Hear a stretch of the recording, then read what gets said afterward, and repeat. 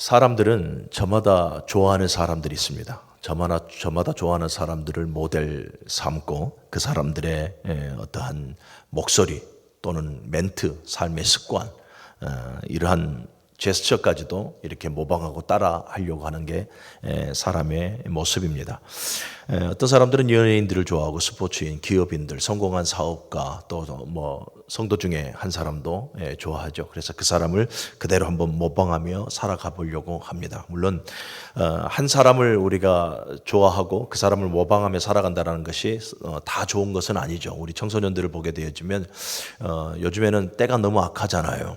악하다 보니까 여러 가지 부정 여론들이 일어나요. 그러다 보니까 부정 여론들 속에서 청소년들이 눈을 돌리는 것은 뭐냐면 이 폭력 서클 안에 있는 어떤 캐릭터들이나 또 범죄자들의 어떤 범죄 행위들, 이런 것들을 그대로 모방을 하거든요. 그래서 오늘 청소년들 사이에서 보십시오. 모방 범죄들이 얼마나 많이 일어납니까? 그러니까 닮지 말아야 될 것, 본을 받지 말아야 될 것에 대해서는 우리 청소년들이 분별력이 없기 때문에 우리 어른들이 잘 지도해 나아가야 될 줄로 믿습니다. 신앙 안에서도 그렇습니다. 신앙 안에서도 보면 우리가 본받고 따라야 될 그러한 신앙인이 있고 또 신앙의 모습들이 있습니다. 여러분들은 누구입니까? 오늘날에는 많은 방송 매체들이 있죠. 그래서 목사님들의 설교를 많이 듣고 또 여러 가지 프로를 통해서 성도의 간증들을 많이 봅니다. 그것을 보면서 우리가 참 저 사람처럼 닮고 싶다, 저분처럼 닮고 싶다, 본을 받고 싶다 하는 마음들을 가지게 되어지죠. 그런데 사실 우리 신앙인들이 본받아야 될 분은 오직 예수 그리스도입니다. 오직 예수 그리스도를 본받고 오직 예수 그리스도를 따르며 오직 예수 그리스도의 삶을 모방하며 살아가야 합니다. 자, 오늘 사도 바울은 고린도 교회를 향해서 이렇게 말을 하고 있습니다. 고린도전서 11장 1절을 보면 내가 그리스도를 본받는 자가 된 것 같이 너희는 나를 본받는 자가 되어라. 사도 바울은 이 본문을 우리가 좀 중심 있게 보면 사도 바울 자기를 본받으라라고 말하지만 사실은 그 이면에는 무엇이었습니까? 먼저 목적어가 있잖아요. 내가 그리스도를 본받는 것 같이. 그러니까 우리가 본받아야 될 대상은 누구다? 바로 예수 그리스도이심을 우리에게 말씀해 주고 있죠. 조금 나눠볼까요? 우리가 예수 그리스도를 당연히 본받고 예수 그리스도의 마음으로 예수 그리스도의 그 사역을 감당해야 하는 것이 우리 성도들로서의 본질적인 삶일 것입니다. 그런데 작게는 예수 그리스도를 본받았던 사도 바울을 또 우리가 본받아야 되고 예수님의 12 제자들을 본받아야 합니다. 왜 그렇습니까? 그들은 예수 그리스도를 본받는 삶을 그대로 충실히 이행했기 때문에 그렇습니다. 그래서 그들의 삶을 우리가 그대로 본받고 모방하여 살아가는 것 역시도 예수 그리스도를 본받고 따라가는 삶이더라라는 거죠. 그 중에 특별히 여러분 우리는 우리와 같이 평신도 위치에 있는 초대교회 성도들, 그 성도들만이라도 우리가 본받을 수 있다면 그 초대교회 성도들을 우리가 본받고 그들의 신앙의 행태를 우리가 그대로 따르게 되어진다면 사랑하는 여러분 얼마나 하나님께서 기뻐하실까 이렇게 생각해 보는 거죠. 초대교회 성도들을 보면 여러분 사도들의 이름들이 나오고 몇몇 집사들의 이름도 나오긴 합니다만은 초대교회 그 많았던 사람들 이름도 없이 그들의 행위나 공로도 잘 소개되어지지 않고 있습니다. 그럼에도 이 초대교회의 성도들은 하나님께서 기뻐하시고 기억하셨던 성도들이었음을 여러분들이 믿으시기를 바랍니다.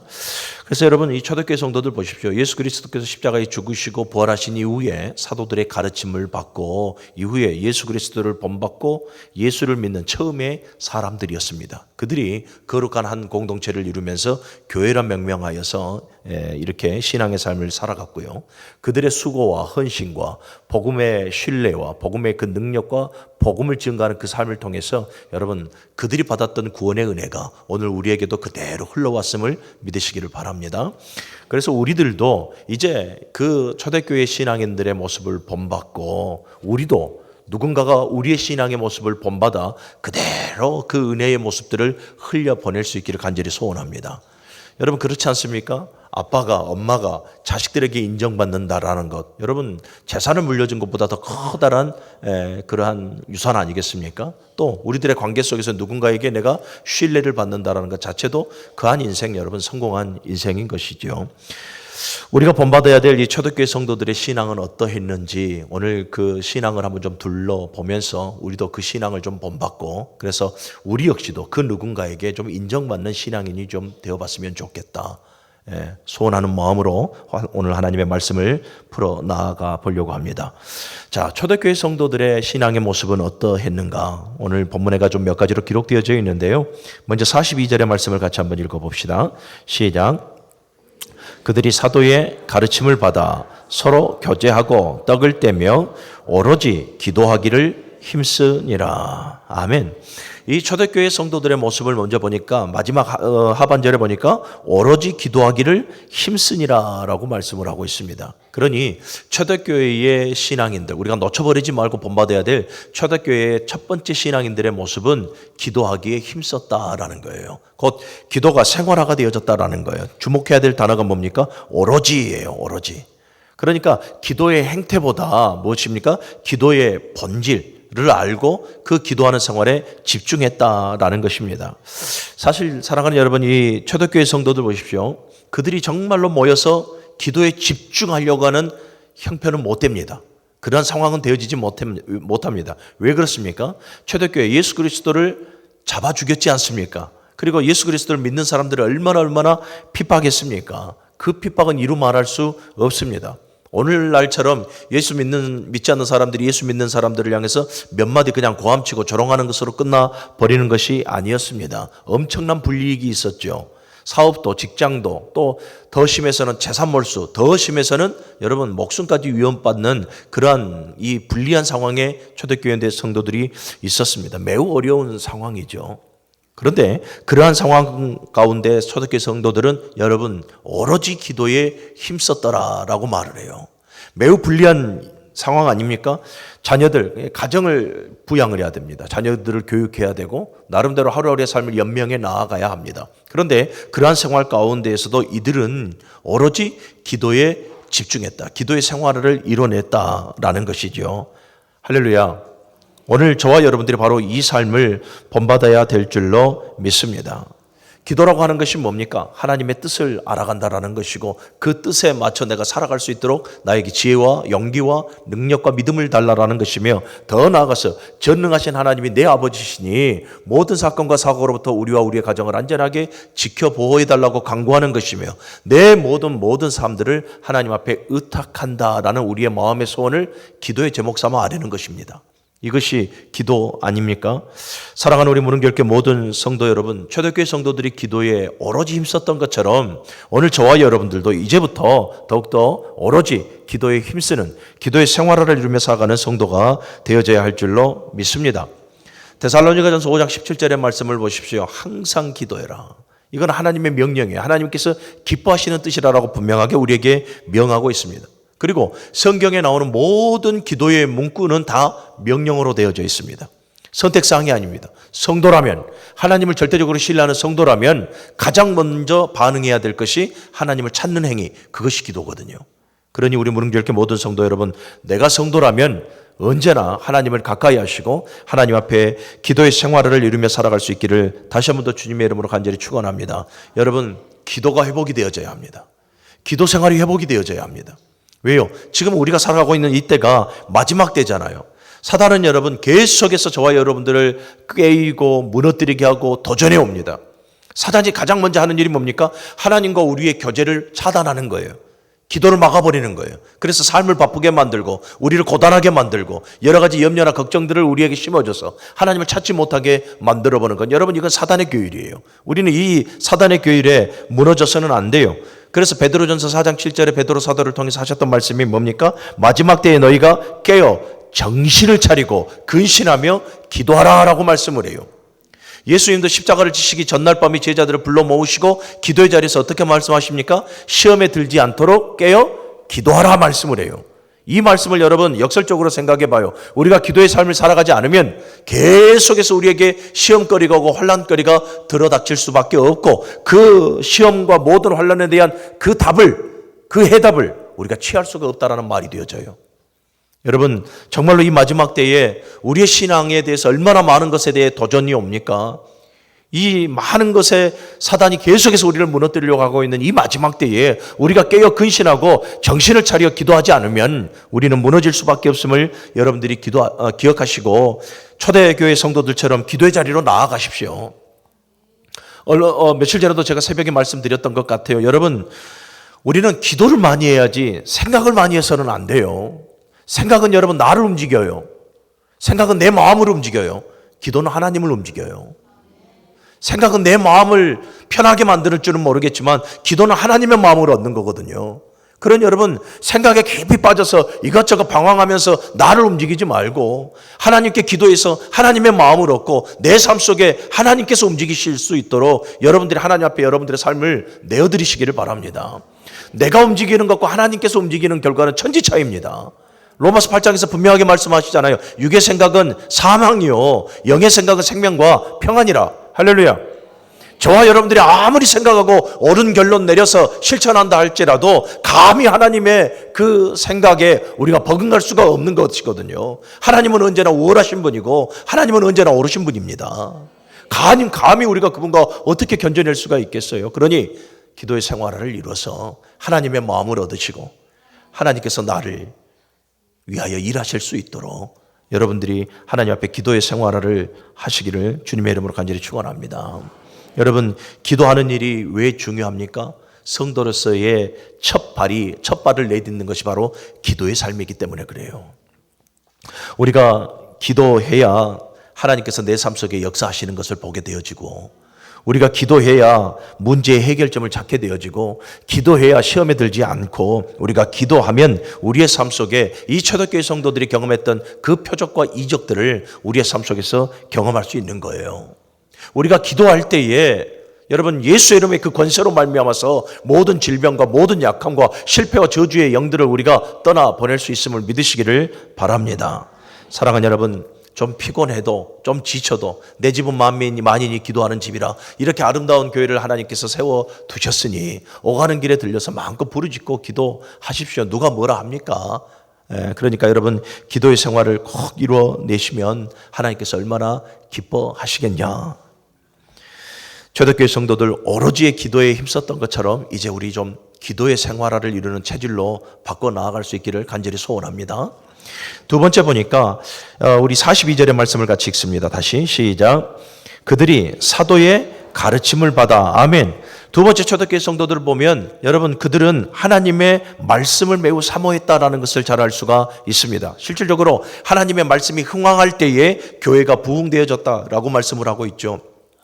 하나님의 말씀이 흥황했다라는 것은 뭡니까? 말씀 자체가 예전에는 흥황하지 아니하고 쇠하였다 이런 의미가 아니겠죠. 언제나 하나님의 말씀은 진리고 빛이고 생명이고 복입니다. 그래, 하나님의 말씀이 흥황했다라는 것은 뭐냐면 초대교회 성도들이 하나님의 말씀을 그만큼 사모했고 그 말씀대로의 삶을 살아갔고 그 말씀의 순종의 생활을 이루며 살아갔다라는 것을 우리에게 말씀해 주고 있는 거예요. 사도들의 가르침을 받아. 이 초대교회 성도들은 여러분, 선포되어지는 이 하나님의 말씀을 부지런히 가슴에 새겼고, 또 하나님의 말씀을 사도들이 파싱하여 가르쳐 나아갈 때마다 그 말씀을 늘 기쁨으로 감사함으로 배워 나아갔더라라는 거예요. 성도는 여러분, 우리 안에 말씀이 풍성해야 시험에 들지 않습니다. 우리 안에 말씀이 풍성해야 여러분, 사단이 어떠한 계율로 우리를 무너뜨리려 한다 할지라도 우리는 사단의 소리에, 사람의 소리에 넘어지지 않습니다. 말씀이 우리 가운데 기둥으로 세워져 있어야 되고, 성도의 삶의 표준과 기준은 하나님의 말씀이어야 합니다. 사람의 인생의 경륜이 아닙니다. 하나님의 말씀입니다. 하나님의 말씀이 나에게 뿌리 깊이 세워져 있으면 우리는 흔들리지 않습니다. 내년부터 우리 교회는 몇 가지 좀 목회적 방향이 바뀔 겁니다. 이제 제가 가지고 있는 목회적 스타일로 이제 3년째가 횟수로 3년째가 되어져서 하나씩 바뀔 겁니다. 한 번에 바뀌지는 않을 것입니다. 조금씩 바뀌어져 가고 모든 것이 이제 자리 잡아 나아갈 것인데, 가장 먼저는 가르치는 사역을 할 것입니다. 가장 기본적인 교리, 여러분들이 다 알고 있는 기본적인 교리부터 시작해서 성경을 다시 가르칠 것이고, 그 다음에 사역 자반을 또 리더 자반을 가르쳐 낼 것입니다. 그래서 더욱더 여러분들을 섬기고 봉사하면서 나아갈 것인데, 사랑하는 여러분, 말씀을 사모하는 자리로 오십시오. 여러 가지 바쁜 일, 저는 안 됩니다, 이런 거 하지 마시고, 하나님의 말씀을 사모하고 하나님의 말씀대로의 삶을 살아갈 수 있는 그 사명의 자리로 여러분들이 다 나오시기를 바랍니다. 여러분, 우리가 하나님의 말씀 듣기를 원하잖아요. 열심히 기도했는데 하나님의 음성이 들리질 않아요. 하나님께로부터 응답이 주어지는 것 같지 않아요. 여러분, 하나님의 응답은 말씀으로 주어집니다. 성경의 말씀을 예언이라고 말을 해요. 하나님께서 요즘 이단들처럼 그냥 기도했더니 직통계시로 뭔가 부어져 버리고 이런 것이 아니라 하나님의 말씀은 언제나 응답으로 우리에게 주어지거든요. 그러면 여러분, 그 하나님의 말씀이 응답으로 나에게 레마의 말씀으로 들려지려면 창세기부터 계시록의 이 로고스의 말씀이 나에게 풍성하게 있어야 되는 거예요. 나에게 풍성하게 있을 때에 그 로고스의 말씀에서 나에게 레마의 말씀으로 들려주시는 것이지 그냥 하늘에서 하늘의 문을 여시고 직통계시로 우리에게 쏟아 부어주는 것 아니에요. 그러니 여러분, 초대교회 성도들처럼 하나님의 말씀, 그 말씀을 더욱더 사모하고 이 말씀의 양육을 잘 받아 나아갈 수 있는 성도들이 되시길 바랍니다. 시편 기자를 보십시오. 119편 105절의 말씀을 보면 주의 말씀은 내 발의 등이요 내 길의 빛이니이다 라고 고백을 합니다. 하나님의 말씀 중심으로 살아가 보니 내 뜻이 아니라 하나님께서 이끄시는 말씀으로 이끄시는 그 삶을 순종하며 살아가다 보니 내 삶의 내 발의 등이 되고 내 삶의 길이 됨을 깨달아 고백하는 것이지요. 말씀대로 한번 살아보시고 내 삶을 말씀에 맡겨보십시오. 하나님의 말씀은 언제나 우리를 선한 길, 의의 길, 옳은 길, 생명의 길, 축복의 길로 인도하심을 여러분들이 기억하시기를 바랍니다. 예수님께서도 부활 승천하시기 전에 제자들을 불려서 지상 마지막 명령을 주시죠. 그것이 마태복음 28장 20절의 말씀인데 제자들에게 이렇게 말씀합니다. 내가 너희에게 분부한 모든 것을 가르쳐 지키게 하라. 내가 너희에게 분부한 하나님의 말씀이에요. 그 하나님의 말씀을 가르쳐 지키게 하라. 어디까지요? 땅끝까지, 모든 민족에게 땅끝까지 가르쳐 지키게 하라. 사도행전 1장 8절의 말씀에도 분명하게 말씀하고 있고요. 사랑하는 여러분, 하나님의 말씀은 우리 신앙인들의 전부 다입니다. 모든 것입니다. 말씀으로 천지 만물을 창조하셨고, 말씀으로 저와 여러분들을 세우셨고, 말씀으로 저와 여러분들을 인도하시고, 결국에 전국에 가서는 그 말씀이 완전하게 이루어집니다. 그래서 성도에게 있어서 말씀은 전부 다이니 말씀을 배제하는 삶을 살아가지 마십시오. 신앙의 삶을 우리가 오랫동안 신앙의 삶을 살아도 우리가 신앙이 성장하지 않는 것은, 신앙이 성숙한 모습을 보이지 못하는 것은 우리가 말씀을 부지런히 배우지 못하기 때문에 그래요. 말씀을 부지런히 배우지 못하기 때문에 여전히 말씀이 이끄는 삶이 아니라 내 생각이 이끄는 삶, 내 인생의 경륜이 이끄는 삶, 우리 그 안에서 멈춰 있는 거죠. 말씀에 나를 맡기시고 말씀이 이끄는 삶을 살아가십시오. 어느 순간 내가 성숙해 있는 모습을 보게 될 것입니다. 세 번째, 이 초대교회 성도들에게 우리가 또 배울 수 있는 것은 뭐냐면 바로 코인노니아입니다. 교제입니다. 교제. 다시 42절의 말씀을 보면 그들이 사도의 가르침을 받아 서로 교제하고 떡을 떼며 오로지 기도에 힘쓰니라. 서로 교제했다라고 말씀을 하고 있죠. 그리고 44절에서부터 45절의 말씀을 보면 믿는 사람이 다 함께 있어 모든 물건을 서로 통용하고 또 재산과 소유를 팔아 각 사람의 필요를 따라 나눠주며 라고 말씀을 해요. 교제하는 모습이에요. 코이노니아. 여러분, 진정한 코이노니아는 바로 이거예요.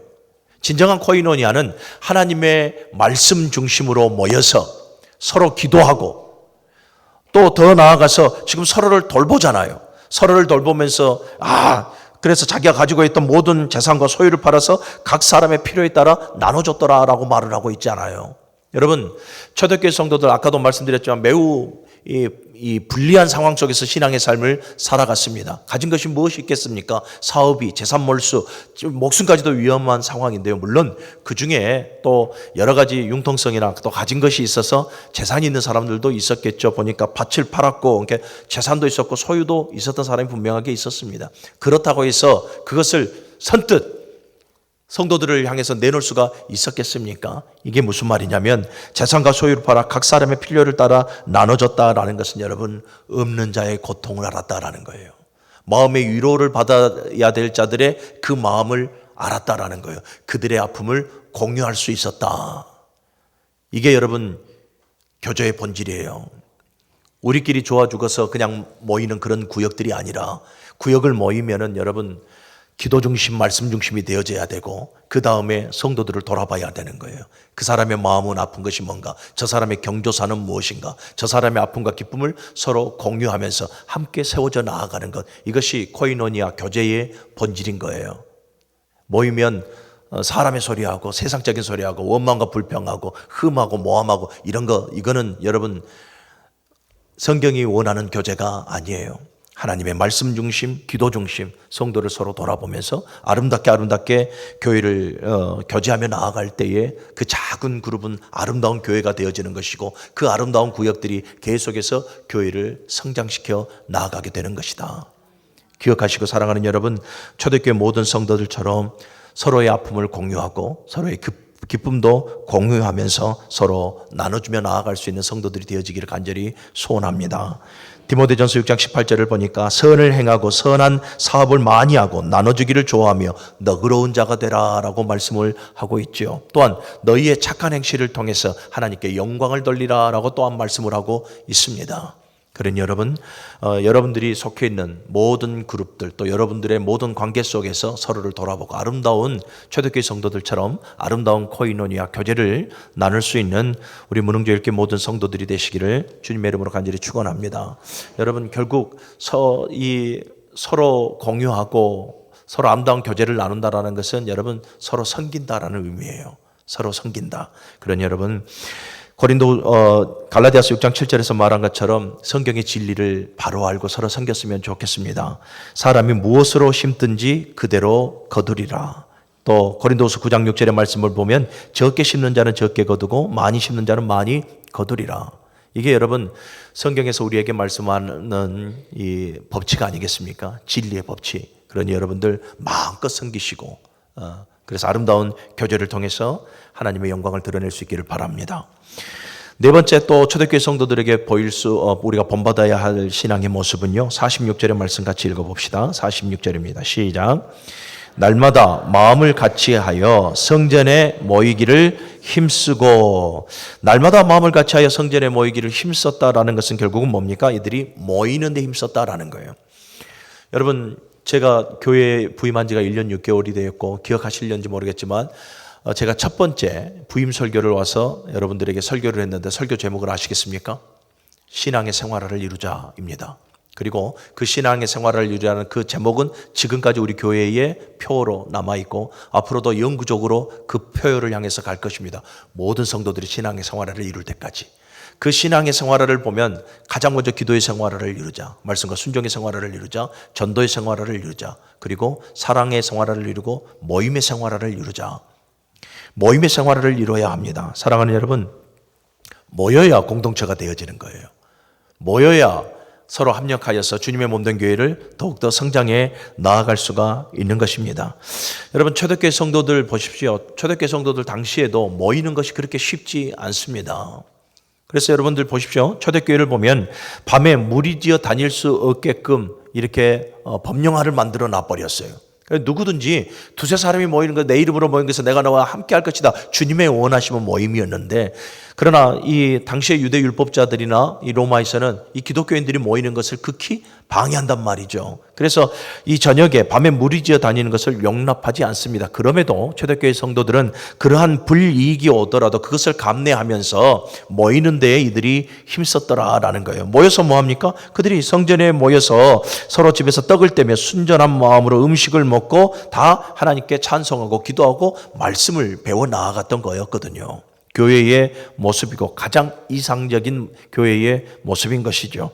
사랑하는 우리 문흥교회 모든 성도 여러분들이 오늘 초대교회 성도들과 같이 모이는 데 힘썼으면 좋겠습니다. 한 사람이라도 더 모여야 교회가 더욱더 영향을 갖추게 되어지는 것이고, 한 사람이라도 더 모여야 여러분들 교회를 더욱더 성장해 나아갈 것이 아닙니까? 어제 우리가 이 감람마켓을 진행하면서 아침부터, 꼭두 새벽부터예요. 사실은 꼭두 새벽부터 성도님들이 많이 이렇게 모여주셔서 음식을 장만하고 준비하고 또 예배하고 기도하고 손님들을 맞고 또 끝나는 자리에 끝까지 함께해서 마무리 정리를 해 나아가는 것을 보면서 목사인 저도 너무나 기쁘고 감사했는데 하나님께서는 얼마나 기뻐하셨을까 하는 생각을 해봅니다. 그런데 그러한 상황 속에서도 또 목사의 마음 한켠에는 불편함이 있었던 거죠. 보여야 될 분들이 보이지 않고 보여야 될 일꾼들이 보이지 않을 때는 마음 한 구석이 허전해요. 하나님도 마찬가지시겠죠. 예, 그런 여러분 교회의 모든 일들에는 여러분들 반드시 우리가 함께 해야 하는 것입니다. 고린도전서 12장 12절의 말씀을 보면 교회를 예수 그리스도의 몸으로 비유하시면서 이렇게 말합니다. 한 몸에 많은 지체들이 있고 그 지체들이 서로 연락함으로, 예전 통합성경은 지금은 보면 서로 도와줌으로 몸을 자라게 한다라고 우리에게 말씀을 하고 있어요. 그리스도의 몸된 많은 지체들이 서로 연락하고 서로 도움으로 말미암아서 하나님의 선하신 뜻을 이뤄내고 하나님의 교회를 세워 나아가야 한다라는 것을 말하고 있는 것이죠. 사랑하는 여러분, 우리 무능교회 모든 성도 여러분, 우리는 홀로 신앙의 삶을 살아갈 수가 없습니다. 넘어질 수밖에 없죠. 구원은 1대1이죠. 하나님과의 우리의 관계 1대1이 분명합니다. 천주교처럼 어떤 누군가가 잉여 구원을 받는 그러한 것도 아닙니다. 구원은 1대1이에요. 자기의 믿음으로 구원은 가는 것인데, 여러분, 그런데 왜 하나님께서 지상에 구원받는 거룩한 무리들을 세워놨을까요? 그것은 서로 합력하여 하나님의 선하신 뜻을 이루고 아직까지 잃어버린 영혼들, 찾지 못한 그 영혼들을 찾게 하기 위한 하나님께서 우리에게 주신 사명인 줄로 믿습니다. 그 사명에는 여러분 홀로서 나아갈 수가 없어요. 때로는 부딪히더라도, 때로는 마음에 맞지 않더라도 우리는 공동의 목적을 가지고 있죠. 영혼을 구원하는 것과 하나님의 선하신 뜻을 이루고 하나님의 나라를 세워 나아가는, 그래서 결국 하나님의 영광을 드러낸다라는 이 공동의 목적을 가지고 우리가 신앙의 삶을 살아가고 있는 것 아니겠습니까? 사람 보면 여러분 답답해요. 사람의 말소리 기울이면 답답하고 사람의 방법들만 견주어서 보면 답이 나오지 않아요. 그래도 우리는 모여야 돼요.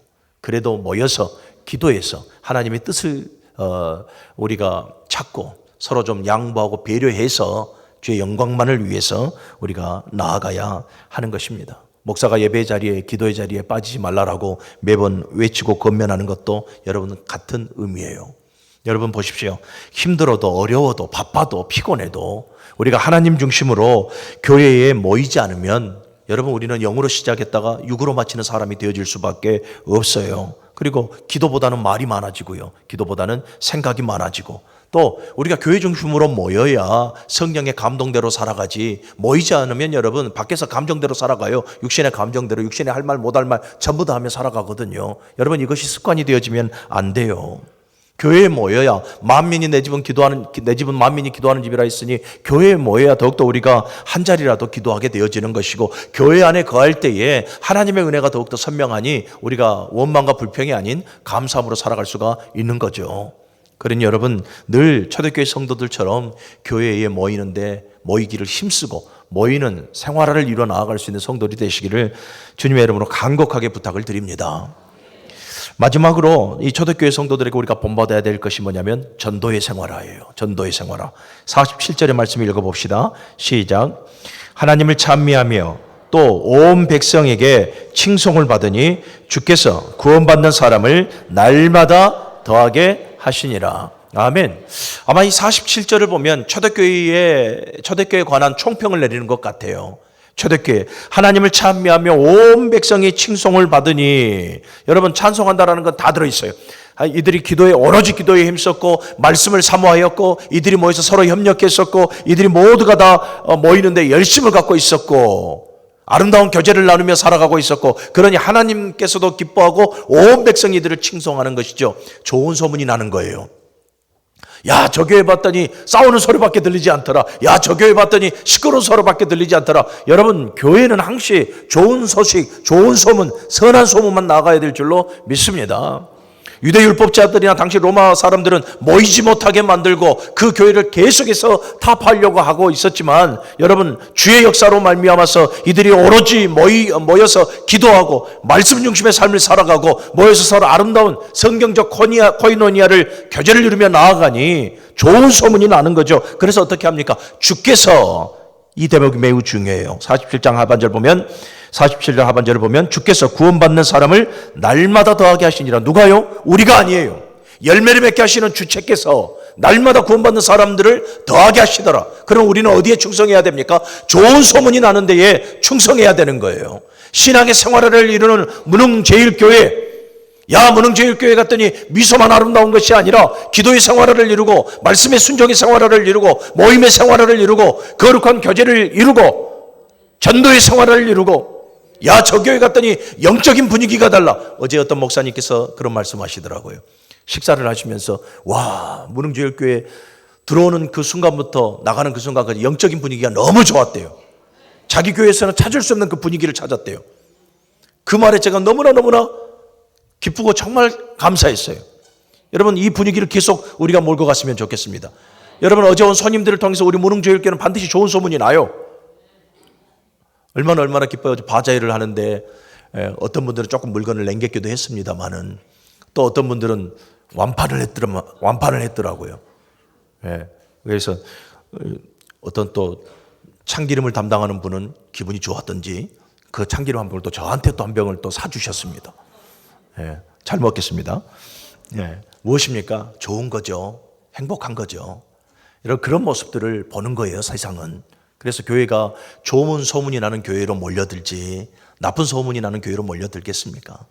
사랑하는 여러분, 좋은 소문이 나는 교회는 여러분 오늘 40절 하반절에 말씀한 것처럼 주께서 구원받는 사람을 날마다 더하게 하시느니라. 할렐루야. 여러분, 우리 무능교회교회 모든 성도들이 이처럼 초대교회 성도들처럼 우리 모두가 다 그들의 신앙을 좀 본받고 그들의 신앙의 삶을 그대로 우리가 따라가서 우리도 하나님께 영광을 돌리고 날마다 질적으로 영적으로 양적으로 부흥성장할 수 있는 교회가 되어지기를 간절히 소원합니다. 말씀을 정리할게요. 사랑하는 여러분, 초대교회 성도들 이처럼 신앙생활을 아름답게 잘할 수 있었음은 조건이 좋아서가 아닙니다. 조건은 우리보다 훨씬 더 열악합니다. 목숨이 왔다 갔다 하는 그러한 형편과 처지 상황입니다. 그럼에도 그들이 우리의 신앙을 도전받는 것이 아니라 우리가 그들의 신앙을 도전받고 따라야 함은 그들이 어떻게 살아왔겠습니까? 눈물로, 기도로, 하나님의 말씀을 붙들고 모이는 데 있었으며 오로지 하나님의 영광만을 위해서 살아왔음을 우리가 충분히 가늠해 볼 수 있는 거죠. 우리 무능교회 모든 성도들이 이제는 누군가에게 신앙의 본을 보여줄 수 있는 성도가 되어졌으면 좋겠습니다. 말 한마디에서, 행동 하나에서, 사고 하나에서, 모든 관계 속에서 누군가에게 본을 받을 수 있는 신앙인, 그 신앙인들이 우리가 되어졌으면 좋겠습니다. 그러면 여러분, 우리를 통해서 또 다른 누군가가 오늘 이 동일한 설교를 듣게 될 줄로 믿습니다. 우리 무능교회 성도들이 초대교회 성도들의 신앙의 모습을 보이며 하나님의 기쁨이 되어지기를 주님의 이름으로 간절히 축원합니다.